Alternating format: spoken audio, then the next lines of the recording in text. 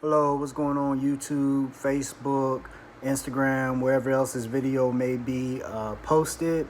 This is Public Enemy Preacher here. I'm actually doing a response to a post that I made on Facebook. Dr. Reginald Wells left a short video asking a question.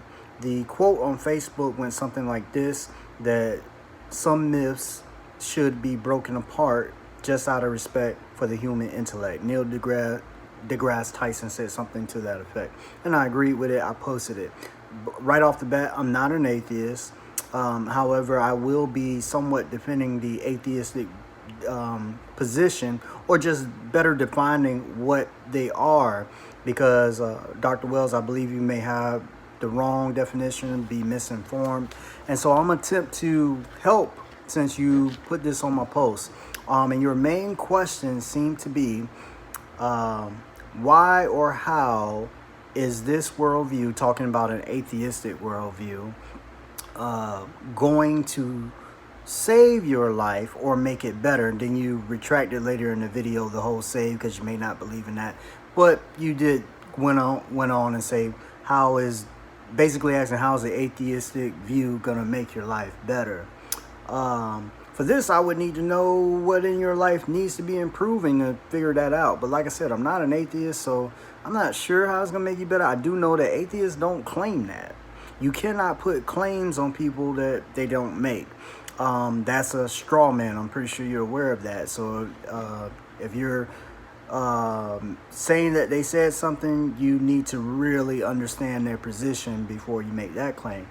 The atheistic claim is that they don't believe that there is a God because they have not been presented with sufficient evidence to conclude that there is a God. So, and the burden of proof, by the way, before we get too deep in it, lies on the one with the claim. So religion does have the burden of proof to prove that there is such a God, that Christians and some others. By the way, if you are a Christian, you are to some people an atheist, because if you're monotheistic, that means you don't believe in the polytheistic way. These individuals believe in all of these different gods. You don't. So you're atheist to a degree when it comes to those things. You also asked about purpose. All right, how does atheism or comedicism or whatever you want to call it answer purpose? Well, what is our purpose? I know we live, I know we die, and we strive to understand what happens in between. The thing about religion, and I'm gonna just move forward, I'm gonna state what the purpose may be. The purpose, at least my understanding of atheism, is to continue to search for truth and just have a good grasp on reality. Not things we think, not things we simply want, not things that sound good, feel good, but what is real. This is one reason why I say truth is my only religion, because I just deal with truth. I understand I may be skewed in some areas, but when I'm presented with evidence that compels me to the point, or I see it logically, then I let it go and I move on with that which is good. Origins of man, I don't know. I don't know what the beginning was. I don't know exactly what it is. I can't say I totally understand what evolutionists are saying. And for that matter, I don't think anybody really truly knows. Now, here's another view that some hold about the Anunnaki, or let's just say individuals from outer space coming. Now, to some Christians, that already, because I said outer space, that sounds far-fetched, but Christians usually believe in the Genesis story, which puts human history right around 6,000 years ago, and then there's some other things in the story most of you will be familiar with. That doesn't sound in tune with reality. I think it's more likely that you're going to have an Anunnaki beginning, and this could be where the stories of gods creating man and all that could be. I'm going to just chalk that one up to, I don't know the origin. And then you'll see where I'm going with this. It's okay to say you don't know. Morality was another thing you asked about. Morality. The thing about morality is that you do what's beneficial for yourself and those around you. And you can contrast this even with the Bible. We don't need the Bible. We don't need that to be moral. If you say that we do, I would challenge you on some of the things that you find in the Bible that are definitely immoral. For instance, the one that I was on lately was Exodus chapter 21, and around the 20 through the 22nd verses about being able to own people as slaves and beat them as slaves.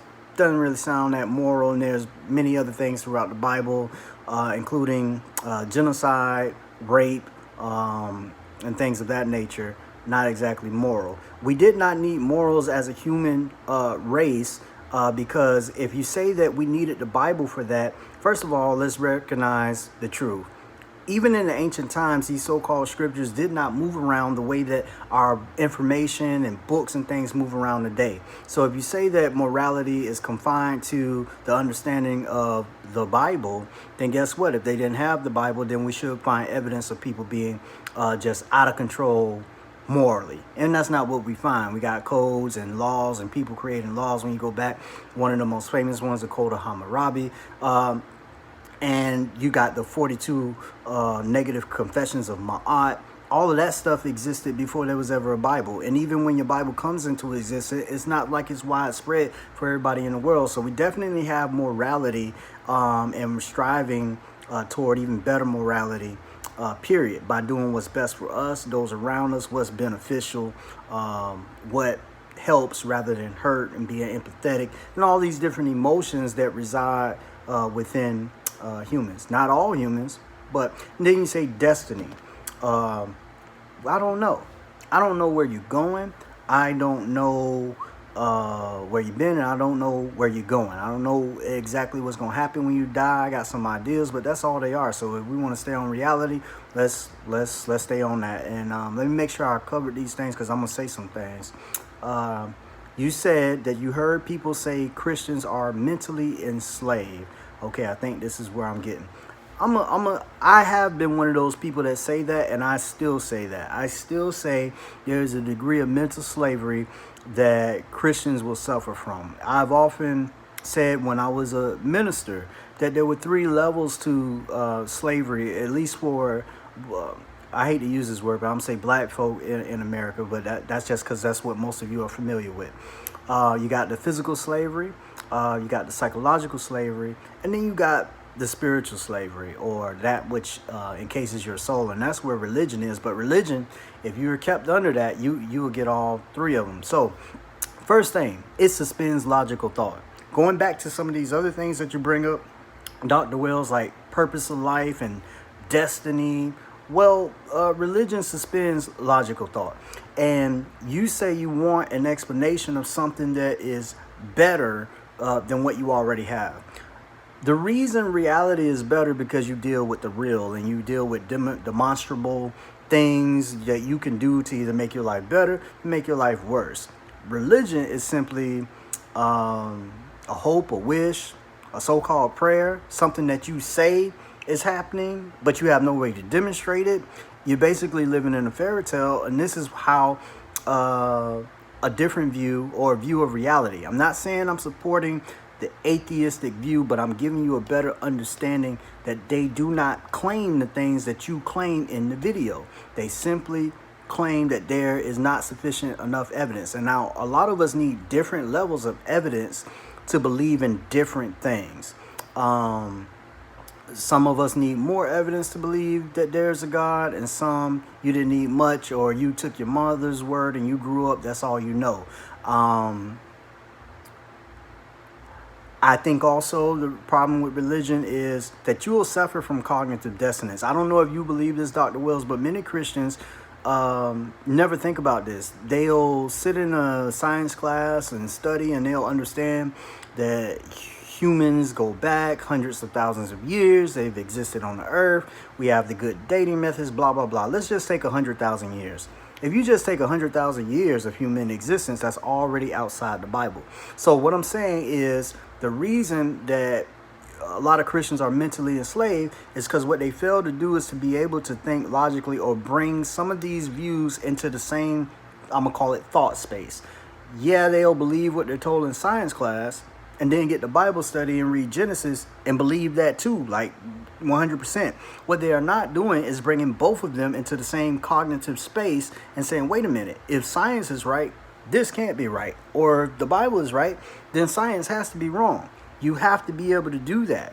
And so a lot of Christians suffer from cognitive dissonance because they don't want to let go, or it's just too much for them to grasp and to handle.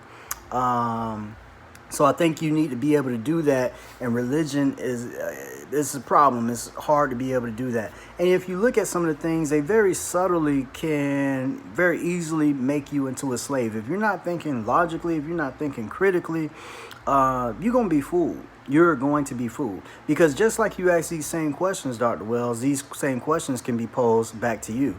How is religion, so-called, going to give me a better life? It didn't do that. The 20 or whatever years I may have been in it, it didn't do that for certain people. Is it just certain people it works for? It don't work for everybody.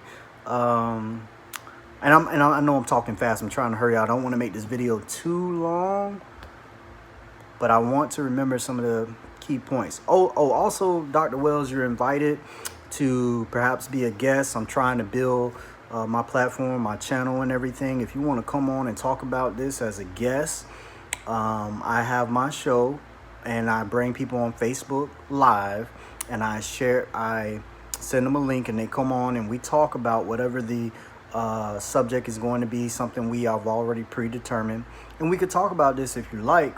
And I do that on Thursdays at 9 p.m. Eastern Standard Time. So let me see if I need to recap and some other things. The claim about how it's going to make your life better. Atheists aren't claiming to make your life better. And if you think that, well, the Bible says this, and that's cool. It can make all the claims that it wants. Is it true? That's the thing. If you want somebody to lie to you, you can take people in a relationship. They can make a fool out of you. Somebody could be cheating all the time. They're telling you they love you. They're buying you things, doing things for you and everything.